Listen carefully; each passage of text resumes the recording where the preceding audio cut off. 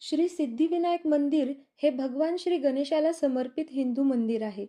हे प्रभादेवी मुंबई येथे आहे. मूळतः मुंबई शहरातील सोमवंशी क्षत्रिय ययाती राजाच्या क्षत्रिय कुळातील म्हणजेच सध्याच्या आगरी समाजातील लक्ष्मण विठू आणि देवबाई पाटील यांनी 19 नोव्हेंबर 1801 रोजी बांधले होते. हे भारतातील सर्वात श्रीमंत मंदिरांपैकी एक आहे. मंदिरात गर्भगृहाच्या लाकडी दरवाजांवर अष्टविनायकाच्या प्रतिमा कोरलेल्या आहेत. गर्भगृहाच्या आतील छतावर सोन्याचा मुलामा चढलेला असून मध्यवर्ती गणेशाची मूर्ती आहे. परिसरात हनुमानाचे मंदिर सुद्धा आहे. मंदिराच्या बाह्य भागात घुमट आहे, जो संध्याकाळी अनेक रंगांनी उजळतो आणि ते रंग दर काही तासांनी बदलत राहतात. घुमटाच्या अगदी खाली श्री गणेशाची मूर्ती आहे. खांबांवर अष्टविनायकाच्या प्रतिमा कोरलेल्या आहेत.